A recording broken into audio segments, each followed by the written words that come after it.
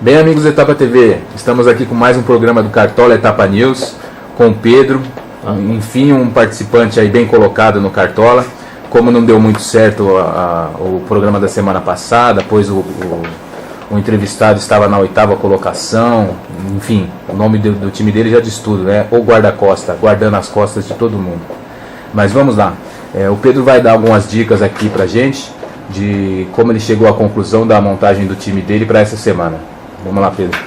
Bom, pessoal, seguinte, eu dei uma olhada nos confrontos e defini algumas opções aí.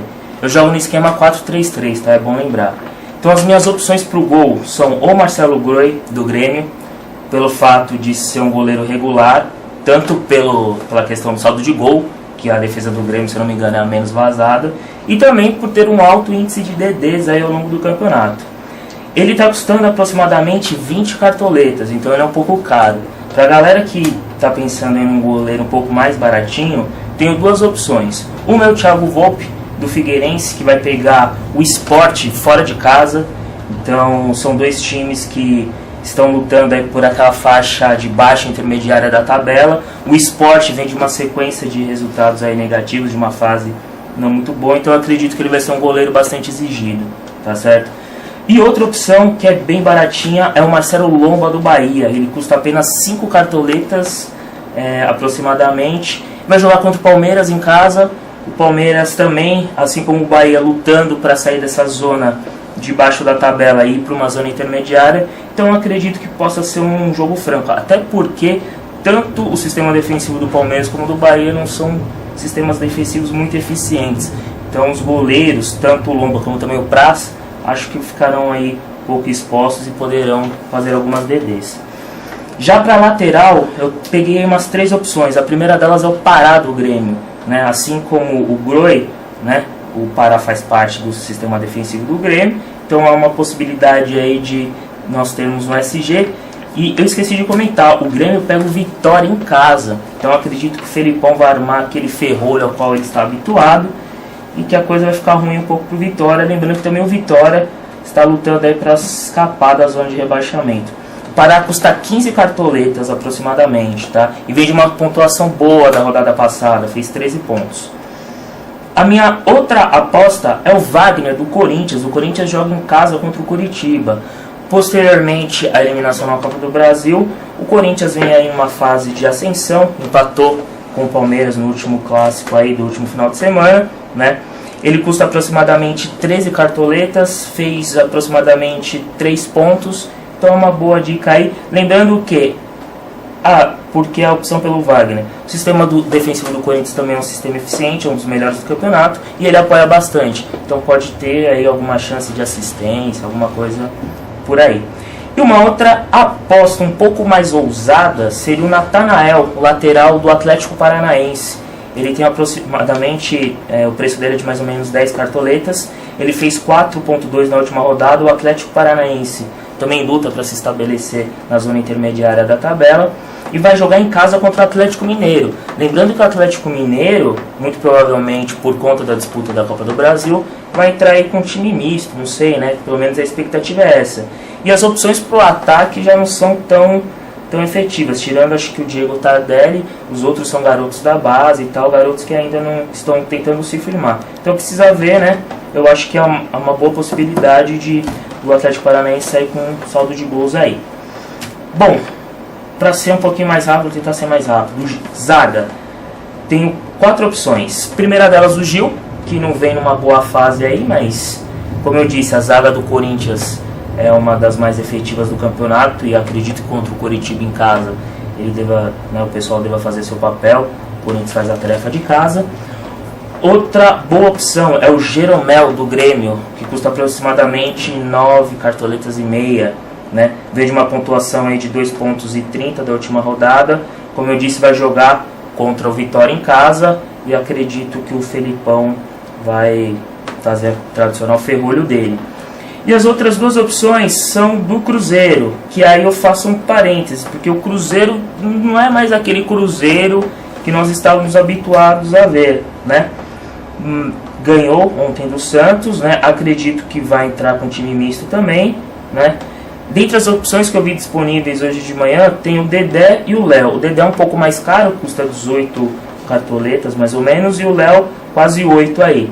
Então fica uma aposta, digamos que é uma aposta aí a se pensar. Afinal de contas, o Cruzeiro, embora jogue em casa, vai pegar um Botafogo em fase de ascensão, tá certo? Que vem, se eu não me engano, de um resultado positivo aí no Clássico Carioca contra o Flamengo. Então aí fica a critério de vocês. Bom, pro meio eu selecionei mais ou menos 4 opções. Dentre elas, Everton Ribeiro. Pô, mas você não acabou de falar que o Cruzeiro tá numa fase, não é mais aquele mesmo Cruzeiro e também, né, tá disputando a Copa do Brasil? Beleza, mas o Everton Ribeiro é o cara com a melhor média dentre os meias, ou está entre os primeiros e melhores médios. Então é um cara que mesmo com time com altos e baixos, ele tem regularidade. Então esse é um fator que deve ser levado em consideração. O outro é o Ganso do São Paulo, que joga fora contra o Criciúma. Jogo difícil lá no Sul, contudo o São Paulo vive uma fase boa aí, tem ganhado os jogos e tal. E o Ganso, eu estava dando uma olhada, além de ser um meio armador, ele tem também bastante roubada de bola. Então pode ser um fator determinante, afinal de contas, como sabemos, roubada de bola conta bastante aí na pontuação. Outro meio também é do Cruzeiro, é o Ricardo Goulart, que, né, se lesionou, passou pela seleção, se lesionou, também não está naquelas. Eu acho que dentre essas opções seria a menos viável, na minha opinião. Acho que eu não vou colocar o Ricardo Goulart aí, ó. Já estou dando um adianto aí do meu time.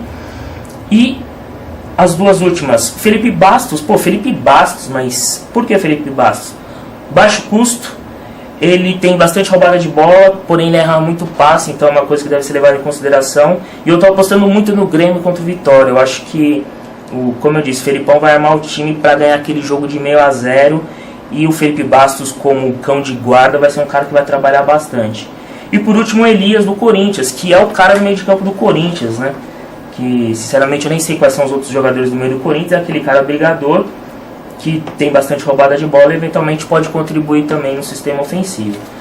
E para finalizar, as opções para o ataque. Como eu disse, eu uso 3 atacantes, então eu trouxe também 5 a 6 opções. Dentre elas, uma do Grêmio, o Barcos ou o Luan. O Barcos como o cara que vai resolver, é o cara que pode fazer o gol, artilheiro do Grêmio. Luan é mais uma aposta, moleque novo, entra, bota uma fogueira ali no jogo, né? Não sei, é uma aposta, diria, um pouco mais ousada. Além deles, Allan Kardec, que é um cara do ataque do São Paulo, que eventualmente também contribui com assistências e roubadas de bola. Moreno, que seria o cara do Cruzeiro para meter o gol, só que ele vem de uma pontuação muito baixa no último jogo, e eu também não sei qual é o time que o Cruzeiro vai colocar, então eu não sei nem se o Moreno estará disponível. Afinal de contas, ontem Cruzeiro e Santos pela Copa do Brasil jogou o Júlio Batista na frente, ele não optou pelo Moreno, sinceramente eu não verifiquei por quê. E as duas outras opções, uma seria o Nilmar, que é do Inter, que vai jogar contra só um minutinho, vai jogar contra o Santos fora de casa. O Inter vem numa fase boa, Nilmar é o cara de referência, é o cara de nome lá na frente, fez gol na rodada passada, então aparentemente está em fase de ascensão. E por último, uma aposta, que é o Luciano, atacante do Corinthians, que custa aproximadamente 4 cartoletas. Por que uma aposta? Porque eu andei dando uma olhada em algumas entrevistas do Mano e ele costuma colocar o Luciano no segundo tempo, porque ele diz que o Luciano rende mais. E realmente, de fato, é um cara que põe fogo no jogo. Só que eu não sei se ele vai colocar o Luciano de titular, não sei se o Guerreiro tá machucado, alguma coisa, enfim. Então aí eu não sei como que seria o rendimento dele jogando desde o início. De qualquer forma, acredito ser uma aposta válida. E para os técnicos, peguei opções bem pragmáticas, bem tranquilas. Então, Felipão, técnico do Grêmio, que joga em casa. Marcelo Oliveira, que joga em casa, em tese tem favoritismo contra o Botafogo. Mano Menezes, que vai jogar contra o Coritiba também em casa. E uma aposta mais ousada, baratinha, é o Claudinei Oliveira do Atlético Paranaense, que custa menos de 3 cartoletas. Então, para quem tem aí uma dificuldade financeira, acho que pode ser uma aposta válida. Afinal de contas, no último jogo, lá na Arena da Baixada, o Atlético ganhou do Flamengo de 2-1 e ele tem uma pontuação legal por conta do desempenho do time. Então, acho que é isso aí, pessoal. Tentei trazer várias opções aí, tanto para o cara que tem cartoleta, para aquele cara que não tem cartoleta. Espero ter contribuído aí. E agora é com vocês. A sementinha está plantada. Boa rodada a todos aí, beleza? Com certeza, boas opções de escalação aí. O que foi legal foi que você colocou opções para todos os tipos de cartoleiros, né? Cartoleiros mais abonados e os menos também. Então você foi tipo meio Dilma, né? Você foi tipo, visou todo mundo, visou incluir todo mundo nesse programa. E obrigado aí pela sua participação. Eu já quero deixar registrado aqui o convite para a próxima semana para o senhor Vitor Corneta, o time Corneta de Ouro. Ele está liderando o campeonato, mas ele tem recusado bastante convites aí da gente. Então a gente quer saber o porquê. Fica a pergunta no ar aí. Será que é ele mesmo que monta os times? Será que ele faz o time por conta própria, ou ele fica pesquisando sites, plagiando alguma coisa? Essa é a questão que tem que ser levada em consideração. Muito obrigado a todos, boa tarde. Falou.